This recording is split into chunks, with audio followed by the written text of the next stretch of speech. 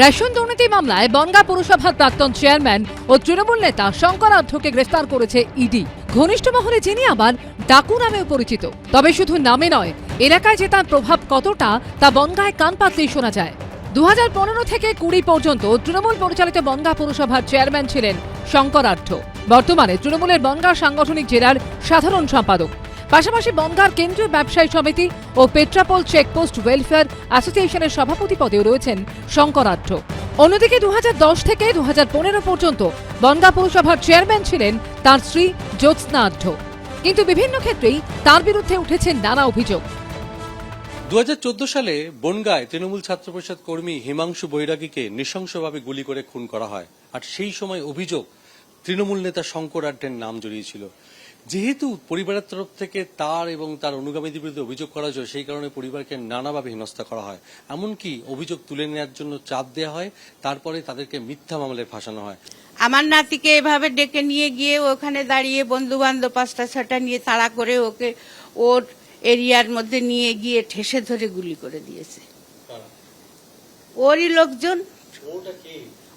ও হচ্ছে শঙ্কর আঢ্য। অভিযোগ তো আমাদের লোকাল থানায় নেয়নি, যার জন্য তো রিট পিটিশন মামলা করেছি। বনগাঁর যে ব্যবসায়ী সমিতির সভাপতি পদে রয়েছেন শঙ্কর আঢ্য, সেই সমিতিরই সহসভাপতি তার বিরুদ্ধে চাঞ্চল্যকর অভিযোগ তুলেছেন। আমি ওর কাজকর্মের প্রতিবাদ করেছিলাম ওর পাশে বসেই একটা মিটিংয়ে, যে বনগাঁর ব্যবসায়ীরা এখন আতঙ্কিত। তারপর 2-1 দিন পরেই ও ছেলে পাঠিয়ে দিল পৌরসভার থেকে আমার কাছে, এসে বলল আপনি এই কাগজ দেন। তা আমি এই কাগজ দেখাতে পারিনি। আমার কারখানার ট্রেড লাইসেন্স আটকে রয়েছে, ট্রেড লাইসেন্স আটকে রাখলে ব্যবসা করা যায় না। পরের চেয়ারম্যান গোপাল শেঠ ও উদ্যোগী হয়ে আমার বড় ছেলেকে ফোন করে বলল ট্রেড লাইসেন্স আমি আগে দেবো, তাই দিয়েছে। বনগাঁ পুরসভার কংগ্রেস কাউন্সিলর খুনের ঘটনায় একবার গ্রেফতারও হয়েছিলেন তৎকালীন তৃণমূল কাউন্সিলর শঙ্কর আঢ্য, পরে জামিন পান।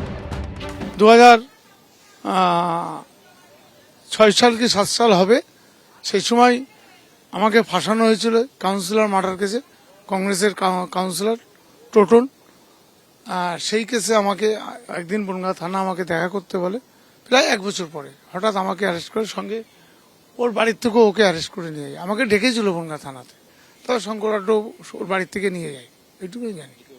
আমরা এই মুহূর্তে রয়েছি বনগাঁ শহরের ঠিক অদূরে ছয়গড়িয়া গ্রাম পঞ্চায়েতের শিমুলতলা এলাকা, এবং সেখানে শঙ্কর আঢ্য তার বাবার নামে একটি স্কুল তৈরি করেছেন 17 বিঘা জমির ওপরে।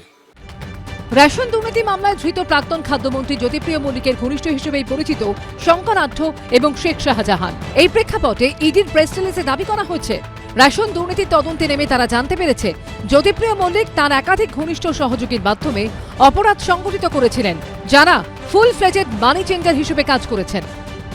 সারাদিন পরে ব্যবসা নিয়ে চললো, রাত্রে 12:30টার সময় নাটক করলো জ্যোতিপ্রিয় মল্লিকের জন্য আপনাকে অ্যারেস্ট করলাম। জ্যোতিপ্রিয় মল্লিক তো জেলার সভাপতি ছিল, সবার কাছেই তো আসতো, আমরাও সেই জন্যই তো যেতাম। কিন্তু এখন দেখলাম পুরোটাই নাটক। 7:30 থেকে সারাদিন ধরে আমরা সহযোগিতা করলাম। লাস্টে একটা অফিসার ব্যাগের থেকে কাগজ বের করে দেখালো, এই যে জ্যোতিপ্রিয় মল্লিকের জন্য অ্যারেস্ট করলাম। আমরা বলেছিলাম সে শখ কোটি টাকার মালিক কোথার থেকে হলো, এটাকে ভারত সরকারের তদন্ত করা উচিত। একাধিক জায়গায় তার সম্পত্তি আছে। আরে ও দোদণ্ড প্রতাপ নেতা, একনায়কতন্ত্র অভিযান চালিয়েছে বনগাঁ শহরে। মানুষের কথা বলার কোনো অধিকার ছিল না। মানুষ স্বামী স্ত্রী কথা বললেও ঘরের দরজা দিয়ে বলতো। এদিন আদালতে তোলা হলে শঙ্কর আঢ্যকে 14 দিনের ইডি হেফাজতে নির্দেশ দিয়েছেন বিচারক। সমীরণ পাল, সত্যজিৎ বৈদ্য ও বিটন চক্রবর্তীর রিপোর্ট, এবিপি আনন্দ, উত্তর 24 পরগনা।